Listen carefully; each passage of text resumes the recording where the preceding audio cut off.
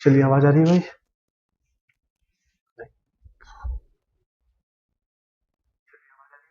चलिए ठीक है, स्टार्ट करते हैं क्लासेस को।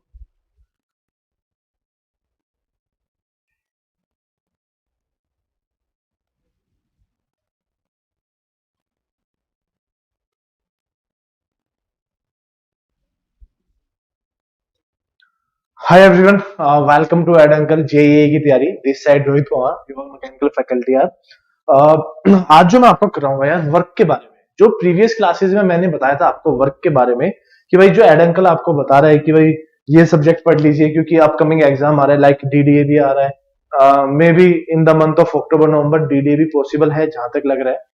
ठीक है, अगर हो जाता और बट थोड़े से आपको पता है सर्कमस्टेंसेस आ गए हैं जिसकी वजह से वो एग्जाम टल रहा है, तो मे बी अक्टूबर नवंबर में मे बी पॉसिबिलिटी है अक्टूबर नवंबर में कि एग्जाम हो जाए, मे बी सितंबर लास्ट में हो जाए, कुछ कह नहीं सकते डीडीए के बारे में। तो वहां पे काम आएगा आपके। और वहां पे डीडीए में कौन काम आएगा? मैकेनिकल और इलेक्ट्रिकल दोनों के लिए काम आएगा, mechanical as well as electrical. ये डीडीए का जो चीज है यहाँ पे, मैकेनिकल इंजीनियर्स, इलेक्ट्रिकल इंजीनियर्स, और डी ट्रिपल एस में जो बच्चा कर रहा है वो सिविल इंजीनियर्स के काम आएगा। देखिए, तो पूरा सब्जेक्ट आपका तीनों ब्रांचेस में काम आने वाला है। इसके अलावा और जो ब्रांचेस है उसमें भी काम आ जाए तो अच्छी बात है। तो देखिए, जो मैंने प्रीवियस क्लासेस में कराया था तो आपको वर्क के बारे में डिटेल बताया था। वर्क क्या है मींस एनर्जी इंफ्रैक्शन के बारे में मैंने बताया, हीट क्या है, वर्क। तो हमने स्टार्टिंग की थी वर्क से। तो वर्क के बारे में मैंने आपको कल तो सबसे पहले क्या करिए वो भी बता दो। देखिए, हमारा चैनल है जेईई, तो जेईई की तैयारी को जल्दी से जाके सब्सक्राइब कर लो भाई, ये यूट्यूब और टेलीग्राम चैनल पे, जहां पे आपको अपडेट मिलती रहेगी। साथ साथ एक चीज का ध्यान रखना, जो वीडियो आप देख रहे हो इसके लिंक में आपको मिल जाएगा, डिस्क्रिप्शन में सारी चीजें मिल जाएगी। तो देखिए, मैं सबसे पहले यस्टरडे जो पार्ट 7 है उसमें बताना चाहता हूं। तो मैंने आपको कराया था आई डिड वर्क, तो मैंने वर्क के बारे में आपको बताया था। और वर्क के साथ साथ मैंने कुछ चीजें आपको बताई थी कि लाइक कि आपके 5 प्रोसेसेस हैं, जिन 5 प्रोसेसेस को आप लिखते हो कि भाई कांस्टेंट वॉल्यूम, आपको इसके बारे में थोड़ा सा हिंट दिया था। कांस्टेंट वॉल्यूम, कांस्टेंट प्रेशर क्या होता है, करेक्ट ना? फिर वर्क मींस वर्क कैसे फाइंड आउट करते हैं, इनका वर्क की वैल्यू क्या होगी, फाइंड कैसे करते हैं वर्क को। फिर आइसोथर्मल प्रोसेस, इनके बारे में मैंने आपको कल कुछ हिंट्स दिए थे, कराया भी था मैंने साथ में। एडियाबैटिक प्रोसेस, एडियाबैटिक प्रोसेस, और none other than polytropic process. तो सारी चीजें मैं आपको बताऊंगा ए टू जेड। तो कांस्टेंट वॉल्यूम, तो ये पांचों जो टर्म है मैं आपको ऑलरेडी डिस्क्राइब कर चुका हूं, तो ये डिस्क्रिप्शन तो काफी ज्यादा हद तक जाता है कि भाई जो सर आपने बताया क्या ये बिल्कुल ठीक था? यस। और एक तो यार लाइक और शेयर कर दीजिए, और कमेंट हो कमेंट कर देना, कोई भी प्रॉब्लम हो मैं आपके साथ हूं। तो बार बार थोड़ी देर तक मैं कमेंट नहीं देखता हूं तो यार आप, इसका मतलब ये नहीं कि मैं कमेंट नहीं देख रहा हूं, क्योंकि पढ़ाने का फोकस बनाना होता है ना। तो कमेंट में जाके देर फोकस करूंगा तो प्रॉब्लम हो जाएगी। तो ये 5 चीजें 1 2 3 4 5 पढ़िए।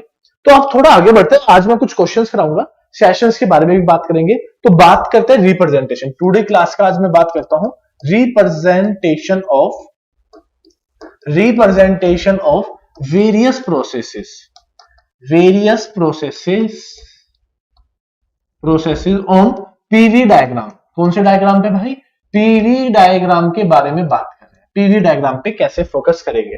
सपोज करो, देखो अब मैं क्या कहता हूं कि अगर आप थोड़ा सा सपोज कर लो, प्रोसेस ले लो, और किसी ने बोला सर कांस्टेंट प्रेशर है। देखो कैसे कहते हैं कि सर हमने एक डेफिनेशन पढ़ी है कि आइडियल गैस के केस में, कि भैया हमने आइडियल गैस के बारे में पढ़ा कि भाई आइडियल गैस में एक चीज पढ़ते हैं हम लोग, PV equal to MRT. Yes ना? अगर ये सारी चीजें मैं मान लेता हूं तो इसको आप थोड़ी देर में लिखते हो पीवी इक्वल टू कॉन्स्टेंट, ये भी फाइंड आउट करते हो आप कि PV equal to constant derivation के थ्रू सोल्व हो जाता है, तो डेरिवेशन की नीड नहीं है। तो पीवी इक्वल टू कॉन्स्टेंट तो आप ऐसे भी लिख देते हो। तो सर यही कह रहा है कि इसका रिप्रेजेंटेशन कैसे करेंगे। तो दो तरीके से रिप्रेजेंटेशन करते हैं। एक तो हम लोग करते हैं एक्सपेंशन के प्रोसेस में कि भाई एक्सपेंशन हो रहा है, क्या हो रहा है आपका? एक्सपेंशन हो रहा है। और दूसरा क्या हो रहा है बच्चे? कंप्रेशन हो रहा है। और ये डायग्राम आपसे पूछ लेता है, और यही यार चीजें क्या है, एक्सपेंशन एंड कंप्रेशन के केस में आपको बताएगी कि भाई एक्सपेंशन है कि कंप्रेशन है। अरे हाँ, है ना? तो आप अगर इन दोनों चीजों के वैल्यू के बारे में जान लोगे तो काम चल जाएगा। तो मैं यहां पे एक बेसिक सा टर्म ले रहा हूं। वो बेसिक टर्म क्या है, अगर थोड़ा सा भी ध्यान दे लोगे काम चल जाएगा। कोई प्रॉब्लम हो तो बताना। अगर किसी को कोई प्रॉब्लम है तो आप मुझे बता सकते हो कि सर हमें ये प्रॉब्लम है, ठीक है? तो ये आपने पढ़ा, ठीक है। बट हम लोग क्या बात करें कि सर इसको थोड़ा कन्वर्ट करते हैं, मैं इसको एक टर्म में कन्वर्ट करता हूं। ये आपने भी पढ़ा है कि सर अगर मैं पीवी की पावर कुछ सपोज करो एन ले लेता हूं, एन इक्वल टू कॉन्स्टेंट ले लेता हूं। क्या ले लेता हूं बेटा? एन इक्वल टू कॉन्स्टेंट ले। तो मुझे नहीं लगता कि इसमें कोई प्रॉब्लम है, नहीं ना। तो इसमें अगर कोई प्रॉब्लम नहीं है तो मैंने पीवी इक्वल टू सी भी लिख सकते हैं, PV n equal to gamma, और आपने पढ़ा भी होगा PV equal to gamma equal to C, ये भी लिखते हैं। पॉलीट्रोपिक हो गया, आइसोथर्मल हो गया, साथ साथ ये सारी चीजें आप लोग पढ़ते हैं, ठीक है। तो बच्चा कहता है कि सर इनका रिप्रेजेंटेशन कैसे होगा। देखिए क्या होता है, अगर सपोज करो मैं प्रोसेस की बात करता हूं, एक तरफ तो मैं प्रोसेस लिख देता हूं, ठीक है। प्रोसेस क्या है, सपोज करो किसी ने बोला कांस्टेंट प्रेशर, क्या बोला? कांस्टेंट प्रेशर बोला। और कांस्टेंट प्रेशर में पी क्या होता है जी? कांस्टेंट होता है, करेक्ट ना। अगर पी कांस्टेंट है तो देखो वीपीवी की पावर समथिंग है, सपोज करो समथिंग है, अगर आप इसको के मान लो, के इक्वल टू कांस्टेंट, करेक्ट ना। तो अगर मैं यहां पे बेटा के की वैल्यू, प्रेशर कांस्टेंट है, के की वैल्यू को जीरो ले लेता हूं, क्या ले लेता हूं? जीरो। अगर मैं के की वैल्यू को जीरो ले लूं तो ये पीवी की value equal to zero equal to C, अरे हाँ है ना। तो ये वन बन जाएगा, तो मैं इसको लिख सकता हूं प्रेशर इज कांस्टेंट, अरे हाँ है ना। तो ऐसे टर्म में के की वैल्यू क्या बनेगी? जीरो बनेगी। तो वैल्यू क्या बन गई? जीरो बन गई। तो प्रेशर क्या है आपका? कांस्टेंट है। तो फर्स्ट कंडीशन तो ये होगी। अब सेकंड कंडीशन देखिए, अगर मैं वर्ड लिख देता हूं कांस्टेंट वॉल्यूम, देखो जैसे आप लोग लिख रहे हो ना वैसे ही मैं लिख रहा हूं। सपोज करो ये मैंने कांस्टेंट वॉल्यूम को लिखा, कांस्टेंट वॉल्यूम को कैसे लिखते हैं? आपने लिखा सर वी के इक्वल टू कांस्टेंट। अब वॉल्यूम कांस्टेंट है तो वॉल्यूम कांस्टेंट में क्या करूंगा? तो के की वैल्यू क्या हो जाएगी? ऐसी टर्म बताइए जहां पे के की वैल्यू, तो अगर सपोज करो मैंने ले लिया के इक्वल टू इंफिनिटी, तो के इंफिनिटी होते ही वी की वैल्यू हो जाएगी कांस्टेंट। तो के की वैल्यू यहां पे क्या आ जाएगी? इंफिनिटी आ जाएगी। तो ये वर्ड पूछता है कि के की वैल्यू बताइए, इंफिनिटी होगी, यस और नो। तो देखिए ये दो प्रोसेस मैंने आपको बताए, अरे हाँ है ना। तो ये दो प्रोसेस हो गए। अगर मैं थर्ड प्रोसेस की बात करता हूं, कोई कहता है जी आइसोथर्मल है। अब कॉन्सेप्ट क्या कह रहा है जी कि प्रोसेस क्या है आपका? आइसोथर्मल है। लिख लो भाई, प्रोसेस क्या है? आइसोथर्मल। आइसोथर्मल में देखो पीवी की पावर, अगर ये एन इक्वल टू सी है, और आपको पता है टेम्परेचर क्या होता है? कांस्टेंट होता है। टेम्परेचर यहाँ पे कांस्टेंट होगा, तो टेम्परेचर कांस्टेंट है, ऐसे टर्म पे क्या करना चाहिए? तो ऐसे टर्म पे क्या होगा भाई? Isothermal T constant. Sir T तो कांस्टेंट हो गया, आपने तो बताया था। तो भाई देखो एन की वैल्यू को क्या ले लो? वन ले लो। अगर मैं एन की वैल्यू को वन ले लेता हूं तो पीवी इक्वल टू क्या हो जाएगा? कांस्टेंट। और कांस्टेंट होती है एमआरटी, तो सी अगर आप लिखोगे पी इक्वल टू एमआरटी, तो आप बताओ टी क्या है आपका? यहाँ पे कांस्टेंट है, तो ये टर्म भी कांस्टेंट हो जाएगी, तो ये बन के यही आ जाएगा। तो पीवी इक्वल टू सी बन के आ गया। तो ये बन गई टर्म आइसोथर्मल के कॉन्सेप्ट में।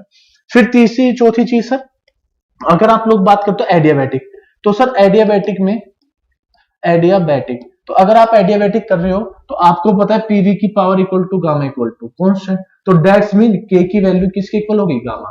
तो आप ये लिख सकते हो यहाँ पे। सिमिलरली अगर आप बात करते हो पॉली, फिफ्थ प्रोसेस पॉलीट्रोपिक की, तो अगर मैं पॉलीट्रोपिक की बात करूंगा तो पीवी की power N equal to constant, तो एन किसके इक्वल हो जाएगा? के इक्वल हो जाएगा। तो के की वैल्यू एन के इक्वल हो जाएगी। तो ये सभी प्रोसेस आपके लिए थे। अगर आप इन सभी प्रोसेस को देखोगे, कोई प्रॉब्लम हो तो बता देना, कोई भी प्रॉब्लम हो तो आप बता देना। हाय सर, हाय हाय बेटा। तो आप अगर कोई भी प्रॉब्लम हो तो आप मुझे बता देना। तो ये सभी प्रोसेस यहाँ पे बन गए। तो PV n equal to C, ये वाला प्रोसेस बन गया, देखिए ये वाला। तो अगर आप देखो प्रीवियसली, तो कांस्टेंट प्रेशर, कांस्टेंट वॉल्यूम, ये सभी वर्डिंग आ गई। तो रिप्रेजेंटेशन कैसे होता है इनका? तो रिप्रेजेंटेशन एक बार चेक कर लो कि रिप्रेजेंटेशन कैसे होगा, बड़े ध्यान से सुनना। अगर आप थोड़ा सा ध्यान से सुन लोगे तो आपके काम बन जाएगा। देखिए ये बात कर रहा है वॉल्यूम, ये बात कर रहा है प्रेशर की। मैंने क्या वर्ड बोला? सर एक कांस्टेंट प्रेशर लेते हैं, तो मैंने बोला कि सर हाँ कांस्टेंट प्रेशर के लिए लाइन ये रही, ठीक है। तो P इक्वल टू कांस्टेंट, देखो ये रहा P इक्वल टू कांस्टेंट, हाँ जी सर। कांस्टेंट वॉल्यूम की वैल्यू ये रही सर। अब आप यहां पे लिख सकते हो K इक्वल टू जीरो, बता सकते हो, ये सारी चीजें है ना। फिर अगर मैं ये करूं ऐसे, ये इस तरीके से तीन ग्राफ बन के आते हैं। क्या ग्राफ बन के आते हैं? तीन ग्राफ। तो ये तो वॉल्यूम कांस्टेंट हो गया, हाँ जी सर।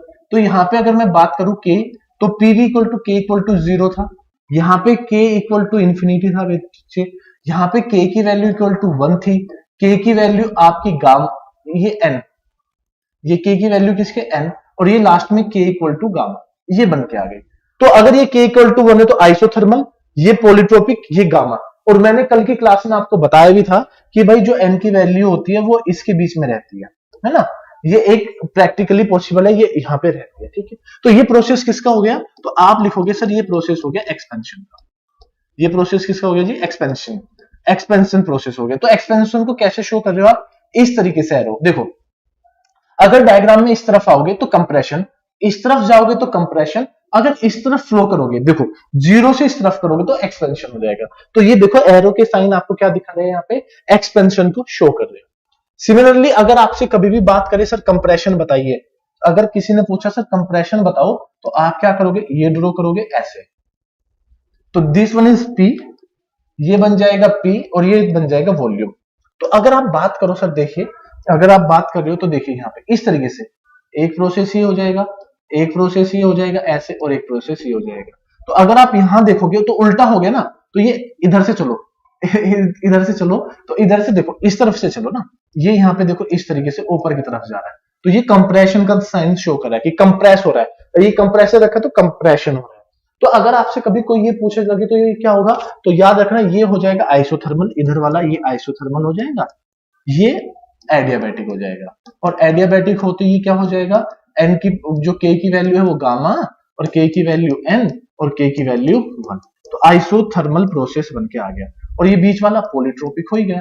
तो इस तरीके से बनता है। तो दोनों में ग्राफ में देखिए के एन वाई, तो देखो ये है, तो वॉल्यूम इस तरीके से, तो इस तरीके से बनता है। तो कौन हो नेक्स्ट सॉरी, अरे ये क्या है, इस तरीके से, ठीक है। तो अगर आप इन सभी चीजों को देखो, तो अब ये देखो, अब पीवी, ये अरे ये डायग्राम है आपका यार, ये पीवी डायग्राम है, ये क्या है आपका, ये सब पीवी और डायग्राम के बीच की लाइन है। इस तरीके से बना लो इसको, है ना। एक बार ये पीवी और डायग्राम के बीच की लाइन है। अब ये वाला प्रोसेस क्या हो जाएगा सर, ये हो जाएगा वॉल्यूम। तो ये कांस्टेंट वॉल्यूम है ना, देखो वॉल्यूम ग्राफ है, तो वॉल्यूम इक्वल टू कांस्टेंट, और यहाँ पे प्रेशर इक्वल टू कांस्टेंट। तो देखो प्रेशर के साथ आइसोथर्मल है ना, तो प्रेशर के साथ आइसोथर्मल आया, तो ये है। तो एक लाइन ड्रॉ करना भूल गया था, ये प्रेशर एंड वॉल्यूम वाली, तो प्रेशर एंड वॉल्यूम के बीच का जो ग्राफ है ये बन गया। तो this is your compression process. तो आप बोलोगे सर ये कंप्रेशन, और तो ये इस लाइन में कंप्रेशन। अब क्या होता है, यहाँ पे एक डाउट क्रिएट हो क्या होता है, डाउट क्या है, काफी बच्चों का डाउट है sir, how can say you कि सर क्या, कि सर जो आप प्रीवियस लोग, हमें ये समझ में आता है ये वाला ग्राफ, ठीक है, आप ये कैसे बता सकते हो कि ये ग्राफ जो रेक्टेंगुलर हाइपरबोला ग्राफ है, रेक्टेंगुलर हाइपरबोला ग्राफ है, रेक्टेंगुलर हाइपरबोला जो ग्राफ है, आप ये कह रहे हो कि जो एडियाबैटिक का ग्राफ है, एडियाबैटिक का जो ग्राफ है एडियाबैटिक की जो लाइन है वो ग्रेटर देन आइसोथर्मल है। अरे हाँ है ना, तो ये कह रहा है कि एडियाबैटिक कैसे बड़ा हो सकता है सर, एडियाबैटिक आइसोथर्मल से कैसे बड़ा हो सकता है सर, रीजन बताओ ना। आपने तो ये आंख बंद करके सर ये बता दिया, ये है, ये आइसोथर्मल है, ये पॉलीट्रोपिक है, ये एडियाबैटिक है। तो सर आप लोग कैसे बताओगे, ये कांस्टेंट वॉल्यूम है, कांस्टेंट प्रेशर है। तो सर इसके लिए एक ग्राफ था, देखिए ये क्या कहता है जी, ध्यान से सुनना। अगर मैं बच्चे आइसोथर्मल के लिए बात करता हूं, किसके लिए बात कर रहा हूं मैं, ये आइसोथर्मल के लिए बात करूं, क्योंकि क्वेश्चन आने वाला है, अभी नजदीक क्वेश्चन आ रहा है। तो आइसोथर्मल लिखा आपने PV equal to constant, yes और नो, अरे हाँ यार ये तो लिखा। अगर मैं इसको डिफरेंशिएट कर दूं, तो करो सर P इंटू डीवी, और प्लस में, अरे ये फर्स्ट है और ये सेकंड ले लो, तो ये बन जाएगा V, और अब फर्स्ट का देखो, पहले वॉल्यूम के रिस्पेक्ट में फिर प्रेशर के रिस्पेक्ट में, ये हो जाएगा 0, तो ये बन जाएगा P dV equal to minus V dP। तो अगर आप इसको चेंज करोगे तो इधर लिख दो P by V equal to और dP बाई dV। अगर आप इसको ये लिखते हो तो dP माइनस dV की वैल्यू ये हो गई माइनस P वही, इसको डिफरेंशिएट करके, ठीक है। अब देखिए मैं बात करता हूं एडियाबैटिक की, सपोज करो मैं एडियाबैटिक की बात करता हूं। एडियाबैटिक क्या होता है सर पीवी की power gamma equal to constant, है ना। अब मैं इसके रिस्पेक्ट में बात करता हूं, सपोज करो मैंने रिस्पेक्ट में बात करी वॉल्यूम के रिस्पेक्ट में, तो वॉल्यूम के रिस्पेक्ट में क्या हो जाएगा V, ये गामा पहले आ जाएगा, और वॉल्यूम के बाद क्या बच जाएगा, गामा माइनस 1 dV बच जाएगा, प्लस में ये पहले, अब P के रिस्पेक्ट में करो, तो ये P के रिस्पेक्ट में करोगे तो ये तो गामा बन जाएगा, और ये बन जाएगा dP equal to constant value होगी G। अरे देखो P अगर मैं डिफरेंशिएट करता हूं, सपोज करो x की पावर 2 को डिफरेंशिएट करता तो ये 2 पहले आ जाएगा x, ऊपर क्या बचेगा 2 माइनस 1, तो ये बन जाएगा 2 की x की 1, तो इक्वल टू आपका लिख देते हो 2x। अरे हाँ है ना। तो इस तरीके से ये मैंने इस तरीके से सोल्व किया है। मैं हो आपको ये समझ में आया होगा।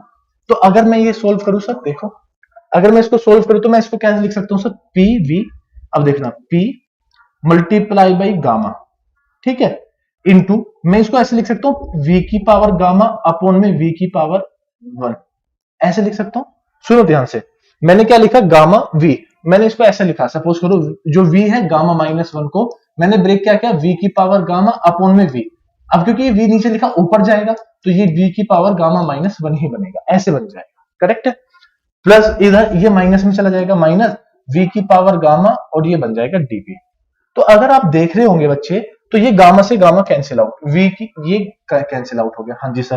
तो ये क्या बच गया, ये माइनस इधर आ जाएगा तो ये बन गया gamma into PV, minus gamma PV equal to DP, और ये डीवी भी तो है साथ में, तो अपॉन में डीवी। तो अगर आप ये देखोगे तो ये पूरी टर्म ये बन के आ गई। अब ये टर्म अगर बन के आई तो अगर आप ये देखो एडियाबैटिक में डीपी बाई डीवी, तो देखो मैं इसको लिख दूं और DP by DV equal to minus gamma into ये बोल रहा है पी बाई वी। तो अगर आप प्रीवियसली देखो DP by DV P by V, तो ये क्या है, आइसोथर्मल। तो भाई ये मुझे यहां से पता लग रहा है कि भाई ये एडियाबैटिक वाली कंडीशन है, जो एडियाबैटिक वाली कंडीशन है वो equal to minus gamma times of isothermal है। अरे हाँ है ना, आइसो तो माइनस से माइनस करके तो गामा टाइम्स बन गया, ये माइनस से माइनस चला गया तो ये सिर्फ क्या बचा, गामा टाइम्स ऑफ आइसोथर्मल हो गया। देखिए तो ये आइसोथर्मल जैसे बना तो आप लिख सकते हो कि सर एडियाबैटिक अपॉन में आइसोथर्मल, और जो ये आइसोथर्मल बन के आ रहा है ये क्या कह सकते हो आप कि सर ये इक्वल टू गामा बन गया। और आप कह सकते हो कि गामा की जो वैल्यू होती है equal to CP by CB, ideal case में इक्वल टू 1.4 होती है। तो मैं लिख सकता हूं gamma is always greater than 1, greater than 1, yes. तो ये ग्रेटर देन 1 हो जाएगा तो आप लिख सकते हो एडियाबैटिक अपॉन में आइसोथर्मल की जो वैल्यू है वो ग्रेटर देन क्या होने वाली है, 1 होने वाली है। तो ग्रेटर देन जैसे ही 1 होगी तो आप लोग कह सकते हो कि सर जो ग्राफ है तो इसका ग्राफ भी क्या होगा, बड़ा बनेगा। अरे हाँ है ना। तो ग्राफ कैसे सर, देख लो। तो अगर आपने ये ग्राफ देखा है तो सर ये पीवी के बीच का ग्राफ है, तो ये बन गया सर इस तरीके से, और एक ग्राफ बन गया आपका इस तरीके से। तो ये आपका जो ये पॉइंट शो कर रहा है सर, यही तो था यहाँ पे। तो ये आइसोथर्मल है और ये आपका, बोलो, ये आपका एडियाबैटिक है। तो देख लो सर, अगर ये लाइन देखो, ये आइसोथर्मल है, ये आइसो है, और ये ऊपर वाली एडियाबैटिक है। तो ये पूरे का पूरा ग्राफ आपको शो हो गया। और जो पॉलीट्रोपिक है वो इन दोनों के कहीं बीच में है, तो ये बन गया जी पॉलीट्रोपिक। ये क्या बन गया आपका, पॉलीट्रोपिक प्रोसेस बन गया। मैं होप ये कंडीशन आपको समझ में आई होगी। तो भाई ऐसे ऐसे कंडीशन आती है, ऐसे नहीं कि कुछ भी आ जाएगा ना, कुछ भी नहीं आने वाला है, समझ रहे हो बात को। तो ये कंडीशन है एडियाबैटिक और आइसोथर्मल। तो थीटा बड़ा, तो इस तरीके से कॉन्सेप्ट भी आपके अच्छे चले जाते हैं। एक बार कमेंट्स देख लेते हैं। ठीक है भाई, बिल्कुल सही है। तो देखो ये प्रॉब्लम आपकी यहाँ पे सोल्व आउट कर दी मैंने आराम से। आवाज आ रही है क्लियर? तो देखो ये प्रॉब्लम ठीक है, करेक्ट है। तो अब आप ये अगर आपने इतना देखा तो बिल्कुल बढ़िया है। तो देखो ये प्रीवियसली मैंने आपको समझा दिया कंप्लीटली। आप ये अपने कॉलेजेस में जाके कर सकते हो, कॉलेज में गए और आप ये चीजें बता दो तो काम चल जाएगा, करेक्ट। चलिए फर्दर चीज, एक और चीज है भाई। अगर देखो आइडियल गैस प्रोसेस, मैं कुछ बता देता हूँ। आप आइडियल गैस का जो कनेक्शन है आइडियल गैस प्रोसेसेस का, तो आप लोग क्या लिखते हो सर, ध्यान से सुनना। सर आप लिखते हो आइडियल गैस की इक्वेशन में PV equal to MRT, correct और नोट? हाँ जी सर। अगर आप बोल दो sir volume constant, pressure constant, ये सारी चीजें लिखते हो तो सर आपने लिख दिया वॉल्यूम कांस्टेंट। पहली कंडीशन आ गई volume equal to constant. Volume को आपने कांस्टेंट ले लिया, दैट्स मींस सर, अब दैट्स मींस क्या हो गया सर, वॉल्यूम कांस्टेंट हो गई तो ये टर्म कांस्टेंट हो जाएगी, ये टर्म कांस्टेंट, तो P इक्वल टू टी हो जाएगा। अरे तो मैं इसको लिख सकता हूँ P1 P2 equal to T1 by T2, बस ये कॉन्सेप्ट बन जाएगा। अरे हाँ है ना, ठीक है। दूसरी चीज अगर आप लिख देते हो पीवी इक्वल टू एमआरडी और लिख दो सर प्रेशर कांस्टेंट। अगर प्रेशर कांस्टेंट हो गया भाई तो अब आप यहां पे लिख सकते हो कि सर आप जो बोल रहे हो V1/V2 इक्वल टू T1/T2, अरे हाँ है ना, ऐसे भी तो लिख सकते हो ना, PV इक्वल टू MRT। तो सोचना पड़ता है कि वॉल्यूम कांस्टेंट है कि ये कांस्टेंट है, ठीक है। तो अगर इसके हिसाब से अगर प्रेशर कांस्टेंट है, तीसरा क्या कहता है सर, अगर PV इक्वल टू MRT हो जाए और टेम्परेचर कांस्टेंट हो जाए। अगर मैं ये टेम्परेचर को कांस्टेंट लिख दूं मेरे बच्चे, तो अब देखो, तो ये PV इक्वल टू क्या हो जाएगा, ये पूरी टर्म कांस्टेंट होगी। और PV कांस्टेंट होती तो आप लिख सकते हो P1V1 इक्वल टू P2V2। अरे हाँ है ना। देखो ये प्रोसेस देखना है आपको कि कांस्टेंट वॉल्यूम होना चाहिए, कांस्टेंट प्रेशर होना चाहिए, या फिर कांस्टेंट टेम्परेचर होना चाहिए। वर्डिंग पे ध्यान देना है, क्योंकि गेट 2018 में जो क्वेश्चंस आए थे वो एक बेहतरीन कॉन्सेप्ट के क्वेश्चन थे, यही थे प्रीवियसली ईयर के गेट क्वेश्चंस को लिया गया था। यहां से क्या कह रहा हूं मैं, प्रीवियस ईयर के गेट क्वेश्चंस को लिया गया था, उन्हीं गेट क्वेश्चन को सोल्व करना है। और ठीक है, देखिए फोर्थ पॉइंट क्या कह रहा है, अब वो कैसे सोल्व होंगे मैं बताऊंगा जो ये चीजें पढ़ा रहा हूं। एक प्रोसेस आता है एडियाबैटिक प्रोसेस। अब देखिए अगर ये एडियाबैटिक प्रोसेस है भाई, तो एडियाबैटिक प्रोसेस तो आपने लिखा था सर पीवी की power gamma equal to constant, अरे हाँ है ना। तो आप इसको लिख सकते हो P1V1 की power gamma equal to P2V2 की पावर गामा। तो ये तो हो गया, बट यहाँ पे एक सबसे बड़ा इंपॉर्टेंट चीज क्या है कि अगर आपसे कभी इंपॉर्टेंट, मैं इसकी डेरिवेशन को सोल्व नहीं कराना चाह रहा हूं क्योंकि वो किसी काम की नहीं है, वो सिर्फ आपका फॉर्मूला है, जनरल फॉर्मूला। तो याद कैसे करना है सर, आपको एक चीज रखना, लिखना है T1/T2, ठीक है, इक्वल टू T1 के सामने लिखना है P1/P2। इसी को सोल्व करके आ रही है, P1V1 को ही सोल्व करके आएगी। तो ये पावर बन जाएगा गामा-1 में गामा इक्वल टू, अब वॉल्यूम की टर्म में लिखना है, तो वॉल्यूम क्या करो, इसका उल्टा कर दो, V2/V1, और जो ये लिखा हुआ है ऊपर इसको लिख दो गामा-1, ये क्या हो जाएगा गामा-1। तो ये कंप्लीट रिलेशन है, बस इस रिलेशन को याद कर लेना। ये एडियाबैटिक केस में याद रखना, कौन से केस में बोल रहा हूं मैं, एडियाबैटिक प्रोसेस में ये कंडीशन को याद रखना है, ठीक है। दूसरी चीज, अगर दूसरा कॉन्सेप्ट होते इन दोनों के बीच का रिलेशन बनाओ, तो आप लिख लो P1/P2। तो T1/T को इसके साथ रिलेशन है, ये T1/T2 का इसके साथ है। अगर मैं इसके साथ निकालू V2/V1 के साथ में रिलेशन निकालू, तो देखो ये दोनों में गामा-1 कट गया, ये बचा 1 माइनस गामा, गामा उधर चला गया, तो ये रिलेशन बन गया गामा वाला। तो ये देखो, ये एक इक्वेशन बन जाती है यहाँ पे कि भाई P1/P2 इक्वल टू V2/V1 की पावर। अरे हाँ है ना, बोलो ना कुछ सर। चलो इतनी बात समझ में आ गई कि सर ये तो रिलेशन बन के आते रहते हैं, चलता रहता है गेम P1 P2 V2 वो गामा। और कोई रिलेशन भी बन सकता है, हाँ मैं सपोज करो मैं इसका रिलेशन इसके साथ क्रिएट कर सकता हूं। उसने कहा कि सर कैसे, रिलेशन कैसे, देखो मैंने लिखा T1/T2 इक्वल टू V2/V1। हाँ सर, तो पॉलीट्रोपिक प्रोसेस। तो अगर आपसे पूछे पॉलीट्रोपिक प्रोसेस, फिर आपको यही लिखना है, पॉलीट्रोपिक में भी यही होगा, सेम चीज। पॉलीट्रोपिक में अगर पूछ ले तो भाई आपका यही चीज होगा कि आप क्या लिखोगे यहाँ पे कि sir T1/T2 equal to P1/P2 की पावर n-1 में n। और अगर वॉल्यूम की टर्म में पूछ ले तो सर V2/V1 की पावर n। ये आपको याद करना है। अगर आप इतना याद कर लोगे तो काम चल जाएगा। देखो प्रीवियसली वही लिखा है गामा-1, तो सोल्व करके वही सारी चीजें मिलेगी। अगर देखो मैं यहाँ पे इन दोनों के बीच का रिलेशन बनाऊं कि sir T1/T2 equal to V2/V1 की पावर n-1, आप कोई रिलेशन बता रहे हो। अरे एसी चल रहा है, एक बार एसी चला दीजिए प्लीज, ठीक है। हाँ जो है ठीक है। देखो अगर आप यहां पे देख रहे हो, एक मिनट, डाउट है क्या कोई, एक सेकेंड।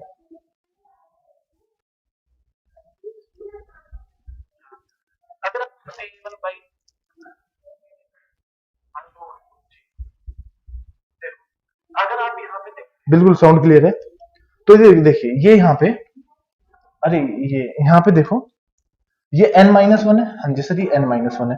तो देखो वॉल्यूम, अगर मैं डेंसिटी की टर्म में ले लूं, density equal to mass upon में वॉल्यूम है ना, तो अगर मैं वॉल्यूम निकालूं तो मास अपॉन में डेंसिटी हो जाएगा, हाँ या ना। तो देखो ये डेंसिटी है, मास अपॉन मास तो है V1, ये अपॉन में m2, ये ρ2, तो m से m तो कांस्टेंट हो जाएगा, सिर्फ क्या बचेगा ρ2/ρ1। तो आप इसको लिख सकते हो ρ2/ρ1 की पावर n-1 की टर्म में लिख सकते हो। तो आप इस तरीके से भी इसको लिख सकते हो, ठीक है। तो आप ये भी टर्म लिख सकते हो in the form of density. तो ये किसकी फॉर्म आ गई, in the form of density. तो डेंसिटी वाला भी बहुत सारी प्रॉब्लम्स को क्रिएट करके देता है। तो भाई ये बहुत सारी प्रॉब्लम्स ऐसे बन के आती है। तो मे भी आप लोग इन सभी वर्डिंग को याद रखोगे और ये काम चलेगा, ठीक है। तो अगर ये प्रोसेस है तो एक काम करते, क्वेश्चन को सोल्व करते, एक क्वेश्चन लिख लीजिए फिर आप मेरे कहने से एक क्वेश्चन को सोल्व करिए। क्वेश्चन क्या कह रहा है, क्वेश्चन को सोल्व करते हैं, ठीक है। चलिए मैं क्वेश्चन लाया हूं आपके लिए, एक क्वेश्चन को सोल्व करते हैं ना। ये पूछा गया था SSC previous year, SSC JE में पूछा हुआ है भाई, ये 4 मार्क्स के क्वेश्चन है, ये एसएससी जेई में 4 मार्क्स का क्वेश्चन है, ठीक है। तो 4 मार्क्स का क्वेश्चन देखिए क्या कहता है, ए फुटबॉल अरे ए football was inflated to a gauge pressure of 1 bar when the ambient temperature equal to 15 degrees Celsius when the game is started next day. The air temperature at the stadium was 5 degrees Celsius. Assume that the volume of the football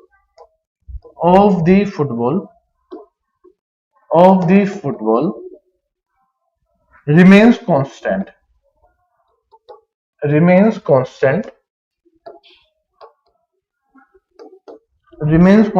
equal to 2500 centimeter cube, remains constant इतना, ठीक है। तो कहता क्या है, find amount of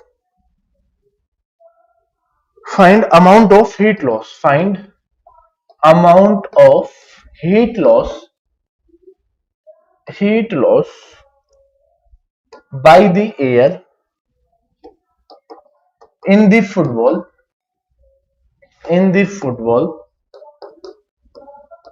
and gauge pressure of air in the football at the stadium। पहली condition तो ये थी, ऑप्शंस भी देंगे कोई नहीं, ए ऑप्शन और ये बी पार्ट। ये क्या कहता है, gauge pressure of air to which the ball must have been originally inflated so that it would be equal 1 bar gauge at the stadium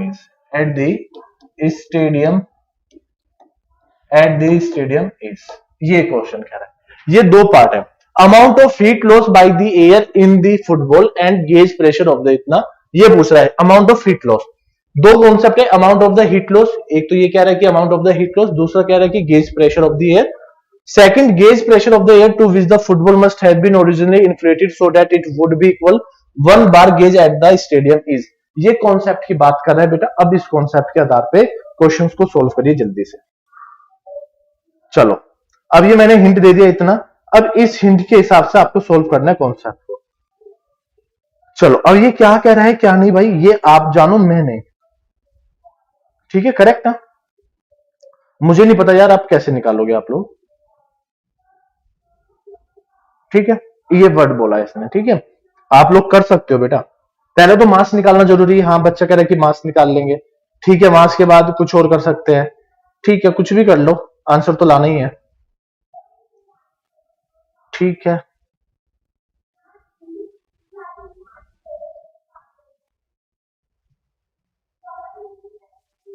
चलो सोल्व करें। देखिए जो आप कह रहे हो सर ये है कॉन्सेप्ट, लिख लो। फुटबॉल गेज प्रेशर 1 बार, तो भाई गेज प्रेशर है 1 बार, ठीक है। टेम्परेचर है 15 डिग्री, ठीक है। तो लिखो पी गेज 1, पी गेज 1 बार, ठीक है। और T1 है 15 डिग्री, तो 15 degree is nothing as 15 plus में 273, 288 केल्विन। Pg2 मालूम है क्या, Pg2, ठीक है।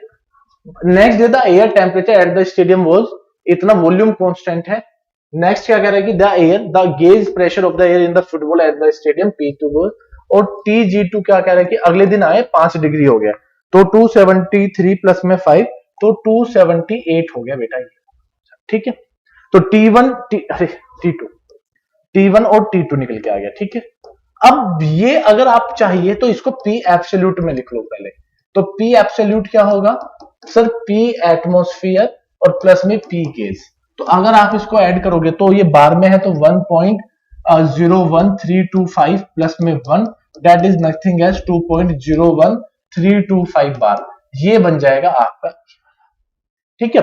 तो आप लोग क्या करोगे, पहले लगाओ PV इक्वल टू MRT1, तो PV इक्वल टू RT1 लगाओ, तो P कितना प्रेशर 1, तो 1 की टर्म में लिख लो इसको, है ना। तो भाई प्रेशर है बार में, तो 2.01 बार, तो बार को आप लिख सकते हो मल्टीप्लाई बाई 10 की पावर 5। वॉल्यूम 1 है सेंटीमीटर क्यूब, तो 250 सेंटीमीटर क्यूब, भाई सेंटीमीटर क्यूब में है। तो वॉल्यूम की अगर मैं बात करता हूं तो वॉल्यूम है सेंटीमीटर क्यूब में, तो अगर आप इसको थोड़ा चेंज करोगे तो डिवाइड बाई कर लो। अगर आप इसको डिवाइड बाई करोगे सेंटीमीटर में मीटर में कन्वर्ट करने के लिए तो 100 होता है, तो 2 2 2 2 4 2 3 6, ये 6 हो जाएगा। इक्वल टू मास निकालना है, आर होता है 0.287 किलो जूल पर, और T1 की वैल्यू है 288। अब आप इसको सोल्व करिए एक बार, क्या आता है बच्चे, है ना। 2.01 मल्टीप्लाई बाई 10 की पावर 5 कर लेंगे ना, मल्टीप्लाई बाई 250 डिवाइड बाई 10 की पावर 6 डिवाइड बाई 0.287 और डिवाइड बाई 288, 6.03। एक बार चेक कर लो कि यही आ रहा है क्या ऑप्शन, देखना एक बार यही चेक कर लो कि मास की वैल्यू कितनी आ रही है, 6.09 आ रही है, 6.079। अरे ये बार है ना, तो बार को किलो पास्कल में कन्वर्ट कर लिया, पास्कल में कर लिया तो 10 की पावर 5 हो गया, और सॉरी ये भी तो 10 की पावर 3 लिख लो इधर, ये 0.87 तो 10 की पावर 3। तो अगर आप इसको सोल्व कर लोगे थोड़ा सा, बिल्कुल करेक्ट है, तो ये बन जाएगा mass equal to 6.079 multiply by ये 10 की पावर इधर आ जाएगा, 10 की पावर 3 इक्वल टू मास। ये बन के आ गया जी मास की वैल्यू। अब हीट लॉस क्या होता है बच्चे को भी मालूम है, कॉन्सेप्ट लिख लो अभी। क्वेश्चन क्या होता है, हीट लॉस। हीट लॉस क्या होता है, mcv डेल्टा टी। m कितना आ गया भाई, 6.079 मल्टीप्लाई बाई 10 की पावर -3। cv कितना होता है सर, 0.718, और delta T sir, delta T ये रहा। cv की वैल्यू आपको याद रखनी पड़ेगी। अरे यार ये क्या है, ये रहा 2, इसमें 10 केल्विन आ गया, तो मल्टीप्लाई बाई 10 आ गया, सिंपल सी बात है। तो मल्टीप्लाई बाई 10 की पावर -2 मल्टीप्लाई 0.718। तो आप इसको सोल्व करोगे तो एक बार सोल्व कर लो, मास 6.079 मल्टीप्लाई बाई 10 की power -3 multiply by 10 multiply 0.718। Solve करने पे आपका आ गया Q इक्वल टू, अब आप इसको निकाल दो भाई। अब तो बता दो यार सोल्व करके, आप कमेंट में क्या कर रहे हो, जो बच्चा कमेंट देख रहा है अरे कमेंट में क्या है यार, कमेंट कहाँ है मेरे, कमेंट दिखाओ। यस जल्दी से बताओ कमेंट में क्या कर रहा है आपने। हाँ हाँ, मास ही तो निकालना है, इतना मास निकाल लो फटाक से फटाफट। अरे ये तो निकालना ही है मास। अरे यार मास नहीं निकालोगे तो फिर कैसे बात चलेगी, कि एक बच्चे ने कहा कि क्या कह रहे हो। अरे हाँ मास तो 6.0 आ गया ना, हाँ तो ये आ जाएगा ना 0.437। यस ये तो है, किलो जूल में आ जाएगा ना भाई। 0.78 क्या होता है, किलो जूल में ही तो होता है ना, 0.78 किलो में ही तो होता है ना। एमसीवी सीवी 0.718 तो किलो में ही तो होता है। तो इसमें क्या घबराने वाली बात है, बता दो आंसर कि सर ये आंसर है, इसमें भी आप लोग घबरा रहे हो यार, ऐसे घबराने लग गए तो बस हो गया यार, हद हो गई। तो सोल्व तो कर लो, ये तो रहा आंसर 0.04367। किसमें आ गया ये सर, ये 0.3, तो इक्वल टू 0.0 1.47 आ गया, किलो जूल में आ गया। भाई और इससे अच्छा क्या होगा भाई, ये तो कह रहा है कि किलो जूल में क्या होगा, ऑप्शन चेक कर लो, ऑप्शंस गिवन हो गया ना, तो ये किलो जूल में आ गया, तो किलो जूल में खत्म हो गया। अगर आप इसको और किसी में कन्वर्ट करना चाहते हो तो सर आप इसको अगर किस में कन्वर्ट करना चाहोगे, मुझे नहीं लगता ऑप्शंस के हिसाब से आप इसको कहीं और कन्वर्ट करना चाहोगे। ऑप्शंस कह रहा है आपका, ऑप्शन कह रहा है 43.7 जूल, 43.7 जूल, यस करेक्ट है ऑप्शन। दूसरी चीज कह रहा है वो बार में, उस गेज के ऑपरेशन में निकालो, तो भाई ओ भाई मेरा दिमाग मत खराब किया करो, 1 2 3 47 जूल, यस। यही तो एग्जाम, अरे मैंने ऑप्शंस नहीं दिए यहाँ पे, आई नो मैंने यहाँ पे ऑप्शंस नहीं दिए, पर एक बार आप चेक कर लो, सर्च कर लो, यही ऑप्शंस है, ठीक है। अब देखो वॉल्यूम कहता है कि कांस्टेंट है, अगर वॉल्यूम कांस्टेंट है तो P1 by P2 equal to T1 by T2, अरे होगा कि नहीं होगा, बिल्कुल होगा सर। P1 बाई P कितना है सर, आपने एब्सोल्यूट की टर्म में लिखा है, मैंने कहा कि बिल्कुल एब्सोल्यूट की टर्म में ही सोल्व होगा, तो 2.0 एक बार, तो 2.01325 बार। P2 आपको निकालना है, T1 की वैल्यू है 288 और T2 की वैल्यू है 278।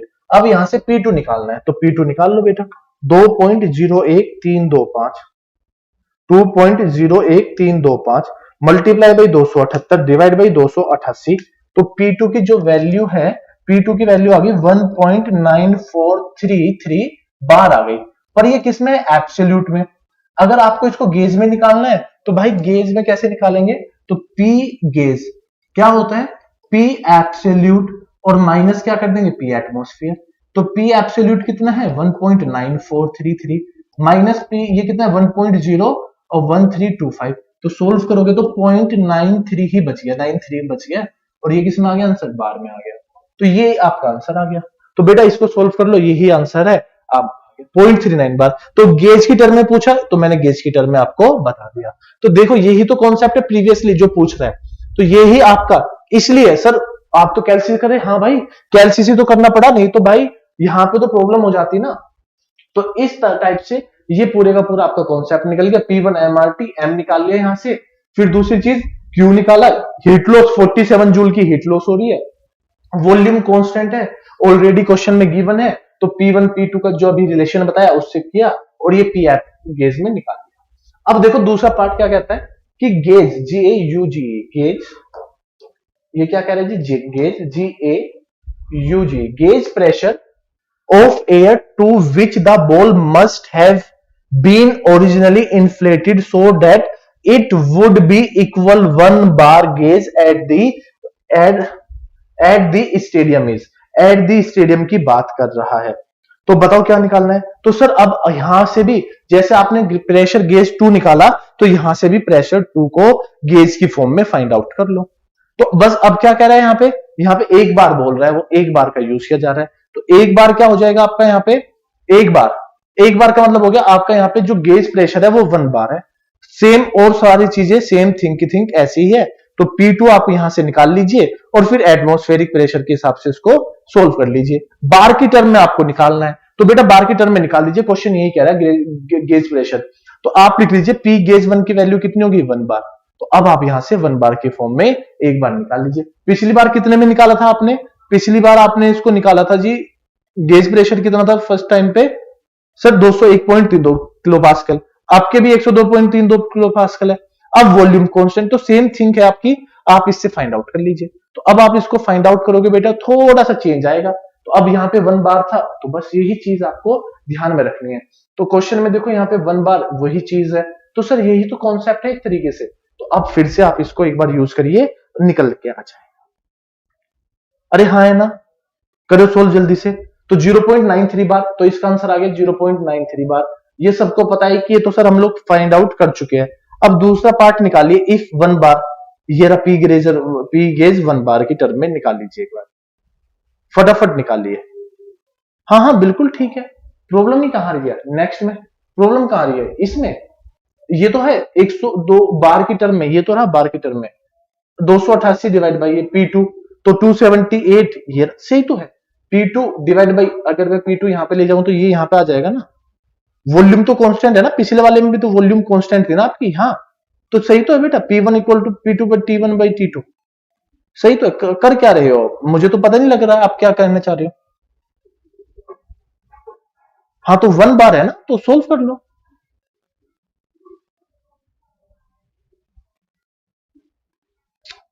अरे यार फिर आप वही बात कह रहे हो, घुमा फिरा के वही बात कह रहे हो। देखो, अरे भाई ये तो कह रहा है, कुछ नहीं कह रहा। P1 वॉल्यूम, दूसरा पार्ट देखो, वॉल्यूम क्या है इसकी, कांस्टेंट है। वो कांस्टेंट की टर्म में क्या कह रहा है जी, सर P2 बाई P1 अभी आपने लिखा equal to sir T2 by T1। मैं ये P2 ऊपर ही लिख देता हूं, P2 1 बार है, तो 1 बार में 101, अरे 1.01325 प्लस में 1 बार, तो भाई 1 बार है P2 की वैल्यू। तो पहले तो इसको हम किस में चेंज करेंगे, पहले तो इसको हम एब्सोल्यूट में चेंज कर लेंगे। एब्सोल्यूट में चेंज किया तो P2 डिवाइड बाई ये कितना आ जाएगा, 1.01325 बार इक्वल टू T2 कितना है भाई, सर T2 है 288, और ये कितना है सर 278 T1 की वैल्यू है ना। तो P गेज कितना था यार, 1 बार, और P एब्सोल्यूट ही तो निकाल रहे हो ना यार। P एब्सोल्यूट क्या हो जाएगा, 1 प्लस में 1.01325 बार, तो 2.01325 बार। ये तो कह रहे हो, हाँ सर ये तो कह रहे हैं। मल्टीप्लाई बाई 288 डिवाइड बाई 278, तो यहां से सोल्व करने पे P2 की वैल्यू आ जाएगी निकल के 2.08569 बार निकल के आ गई। ये कौन सी वैल्यू है बेटा, ये एब्सोल्यूट। तो अगर कभी भी आपसे पूछे PV इक्वल टू MRT, तो ये जो P होगा ना इसको एब्सोल्यूट लिखते, लिख लो एब्सोल्यूट, ठीक है। अब निकालना है गेज, तो P absolute equal to P gauge है ना, और प्लस में P एटमॉस्फेयर। तो P एब्सोल्यूट क्या कहता है जी, 2.08566 इक्वल टू P गेज, और ये कितना होता है 1.01325। तो भाई ये इधर आ जाएगा, तो P गेज बच जाएगा आपका सिंपल सा 1.07 बार। ये आपका आंसर आ गया, ये था आपका। तो देखिए ये इसलिए इतना लेंथी कॉन्सेप्ट कराया ताकि आपको ये मालूम चल जाए, जब आप लोग पढ़ाई करते हो ना, तब भी आप पढ़ाई करोगे, इस कॉन्सेप्ट को देखोगे तो ये मालूम पड़ जाएगा कि जो आप लोगों ने ये अभी पढ़ा, जस्ट ये जो अभी पढ़ा इसी का यूज किया। देखो ये रहा वॉल्यूम कांस्टेंट ना P थी, तो देखो ये वाली इक्वेशन का यूज किया है, करेक्ट ना। तो ये इक्वेशन यूज करके फाइंड आउट कर लिया, या कभी प्रेशर कांस्टेंट क्या था तो ये यूज कर लेते। तो एक एक कॉन्सेप्ट को, ये आपका जो प्रीवियस ईयर SSC जेईई है उसमें ये पूछा हुआ था, 2 नंबर का कॉन्सेप्ट ये था, 2 का ये। तो इस तरीके से फाइंड आउट करनी पड़ती है अगर कॉन्सेप्ट पूछ रहा है, करेक्ट ना। तो मे होप आपको ये सभी चीजें समझ में आई होगी कि मैंने किस तरीके से फाइंड आउट किया। तो बेटा आज की क्लास फिर यहीं पे ओवर करते हैं। तो एक एक कॉन्सेप्ट को रोज लेके चलेंगे, और रोज लेते लेते भी हम लोग क्या पहुंच जाएंगे, बहुत अच्छी जगह पहुंच जाएंगे, बिल्कुल सीरियसली, आप उसकी टेंशन ना लीजिए, ठीक है।